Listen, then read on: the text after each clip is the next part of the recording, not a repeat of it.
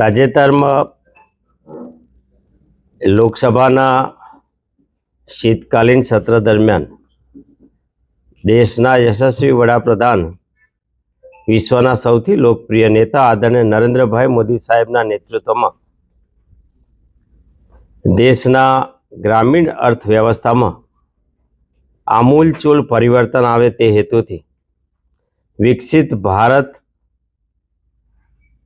Guarantee રોજગાર આજીવિકા mission ગ્રામીણ નવું વિધેયક પસાર કરીને રોજગાર સંબંધિત નવો કાયદો બનાવવામાં આવ્યો છે. સરકાર અનેક લોક કલ્યાણકારી યોજનાઓ બનાવે છે, પરંતુ આપણે ત્યાં રોજગાર માટેની ગેરંટી આપતો કાયદો અને એ વર્તમાન સ્થિતિને ધ્યાને રાખીને દેશમાં સ્વાવલંબી અને ગ્રામોદ્ધારનું સૌથી મોટું કામ જે યોજના દ્વારા થવાનું છે, જેનો આગ્રહ દેશના આપણા સૌના આદરણીય પૂજ્ય બાપુ મહાત્મા ગાંધી પણ ઈચ્છતા હતા કે ગામડાઓ સ્વાવલંબી બને અને ગ્રામ સ્વરાજની તેઓની અવધારણામાં પણ ગામમાં બધી જ વ્યવસ્થાઓ ઊભી થાય. એ હેતુસર વર્તમાન સ્થિતિને ધ્યાને રાખીને આ એક નવીન કાયદો બનાવવામાં આવ્યો છે.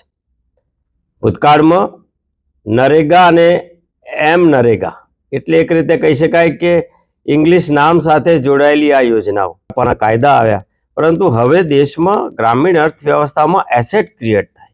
ગામડાઓને અનુલક્ષીને પાણીની વ્યવસ્થા હોય, રોડની વ્યવસ્થા હોય, ઇલેક્ટ્રિસિટી હોય, નાના મોટા ખેતી સાથે સંકળાયેલા ઉદ્યોગો હોય, આ સૌને બળ આપવા માટે અને સ્કિલ ડેવલપમેન્ટને ધ્યાને રાખીને સ્કિલ દ્વારા રોજગાર ઉત્પન્ન થાય. એક પ્રકારે નવી પેઢીને આવશ્યક હોય એવા અનુરૂપ જે રોજગાર ક્ષેત્ર ઊભા થવા જોઈએ, એ કાયદાની મદદથી જી રામજી એક નવી યોજના દ્વારા શરૂ થઈ છે. આ યોજના જ્યારે સમગ્ર દેશમાં લાગુ પડી છે ત્યારે ભૂતકાળમાં 100 દિવસની રોજગારી હતી, એના બદલે હવે 125 દિવસની રોજગારી મળશે. દેશમાં જે 100% પૈસા કેન્દ્ર સરકાર દ્વારા મળતા આ યોજના હેઠળ, એના બદલે હવે રાજ્યોએ પણ એકાઉન્ટેબલ થવું પડશે.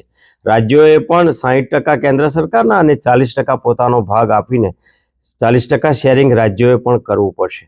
નોર્થ ઇસ્ટના રાજ્યોમાં 90 અને 10%નું શેરિંગ છે અને યુટીમાં 100% કેન્દ્ર સરકાર દ્વારા આપવામાં આવે છે. આ કાયદાના સ્વરૂપથી દેશમાં વિકસિત ભારતને ધ્યાને રાખીને વિકસિત ગ્રામ બને એ માટેની આ અતિ મહત્વની યોજના અને આ કાયદો તાજેતરમાં પસાર કરવામાં આવ્યો છે.